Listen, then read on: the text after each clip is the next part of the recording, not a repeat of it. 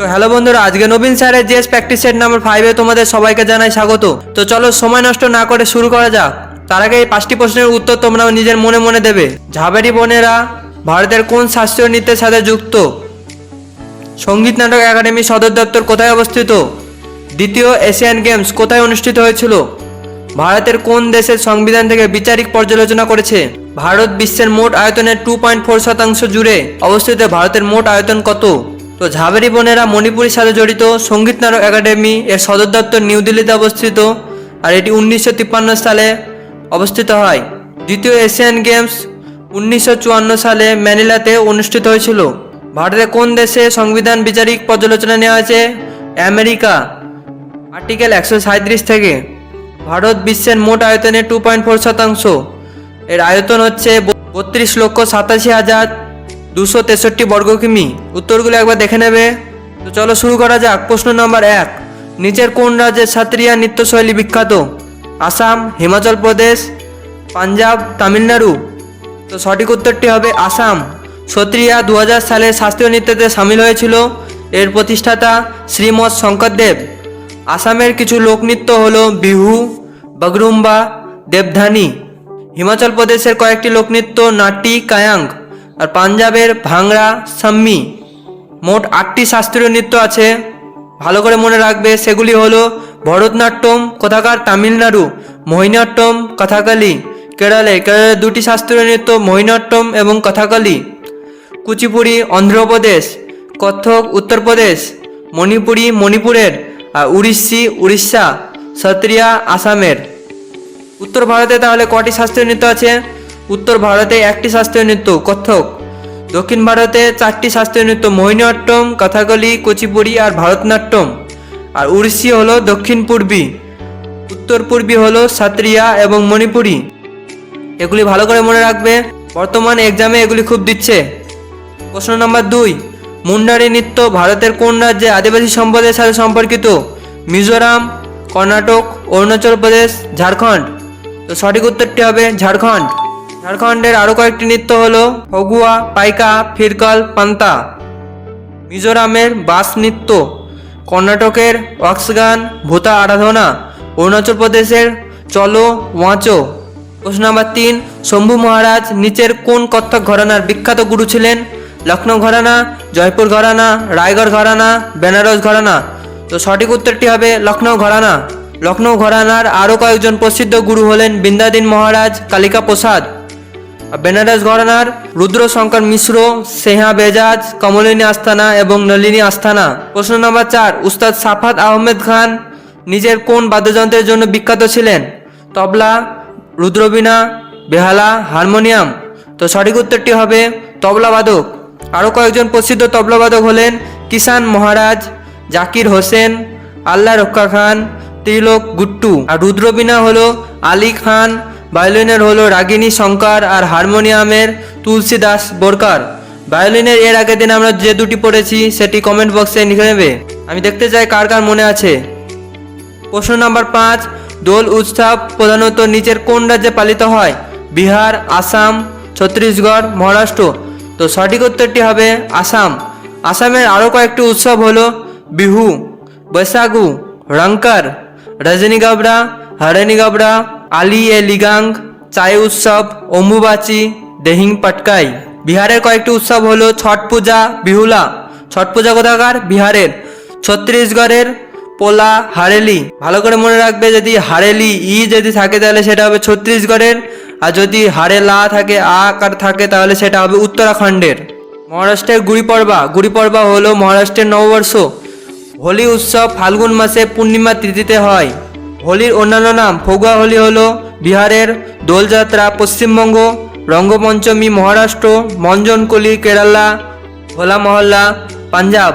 প্রশ্ন নম্বর 6, কোন সালে পুরুষ ক্রিকেট বিশ্বকাপ শুরু হয়? 1985 সালে, 1970 সালে, 1975 সালে, 1980 সালে। তো সঠিক উত্তরটি হবে 1975 সালে। 1975 সালে এবং 1979 সালে জিতেছিল ওয়েস্ট ইন্ডিজ। তৃতীয় বিশ্বকাপ 1983 সালে ভারত জিতেছিল। ভারত মোট 2বার জিতেছিল, 1983 সালে এবং 2011 সালে। অস্ট্রেলিয়া মোট 6বার জিতেছিল, 1987 সালে, 1999 সালে, 2003 সালে, 2007 সালে, 2015 সালে আর 2023 সালে। পাকিস্তান জিতেছিল একবার 1992 সালে, শ্রীলঙ্কা 1996 সালে। 2023-এ যে 13 নম্বর ওয়ার্ল্ড কাপ হলো সেটা অস্ট্রেলিয়া জিতেছিল আর রানার্স কাপ জিতেছিল ভারত। 2027-এ কোথায় হবে? জিম্বাবুয়ে, দক্ষিণ আফ্রিকা আর নামিবিয়াতে। প্রশ্ন নম্বর 7, ক্রিকেটে ভারত কতবার আইসিসি টি20 পুরুষ বিশ্বকাপ জিতেছিল? একবার, 3বার, 4বার, 2বার? তো সঠিক উত্তরটি হবে একবার।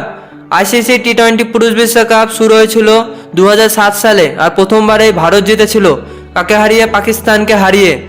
ভারত একবার উপবিজেতা হয়েছিল আর একবার রানার্স কাপ। ভারতে একবার টি20 বিশ্বকাপ আয়োজন হয়েছিল কত সালে? 2016 সালে। 2022-এ টি20 ওয়ার্ল্ড কাপ জিতেছিল ইংল্যান্ড পাকিস্তানকে হারিয়ে। 2024-এ কোথায় হবে? ওয়েস্ট ইন্ডিজ এবং মার্কিন যুক্তরাষ্ট্রে। প্রশ্ন নম্বর 8, ভীমরাও আম্বেদকর মাল্টিপারপাস স্টেডিয়াম কোথায় অবস্থিত? ফয়জাবাদ, গাজিয়াবাদ, কানপুর, পাটনা? তো সঠিক উত্তরটি হবে ফয়জাবাদ। কানপুরে কোন স্টেডিয়াম আছে? Green park stadium. Roop Singh stadium কোথায় অবস্থিত? গোয়ালিয়র, মধ্যপ্রদেশের। লাল বাহাদুর শাস্ত্রী স্টেডিয়াম হায়দ্রাবাদে। কেটি বাবু স্টেডিয়াম লখনৌয়ে। বারাবাতী স্টেডিয়াম কটকে। কিনাথ স্টেডিয়াম জামশেদপুর, ঝাড়খণ্ডের। চেপক স্টেডিয়াম চেন্নাই অবস্থিত, তামিলনাড়ুর। প্রশ্ন নম্বর 9, একটি দাবা বোর্ডে কয়টি সাদা বর্গক্ষেত্র থাকে? 64টি, 204টি, 22টি, 32টি? তো সঠিক উত্তরটি হবে 32টি। মোট 64টি বর্গক্ষেত্র থাকে, দুটি রং থাকে কালো এবং সাদা। সাদা 32টি, কালো 32টি। একদিকে 8টি সিপাহী থাকে, দুটি বিশাপ থাকে, দুটি শূরবীর থাকে, একটি রাজা থাকে, একটি রানী থাকে। প্রশ্ন নম্বর 10, ভারতীয় সংবিধান অনুযায়ী নিচের কোনটি সর্বোচ্চ? রাষ্ট্রপতি, সুপ্রিম কোর্ট, সংসদ, সংবিধান?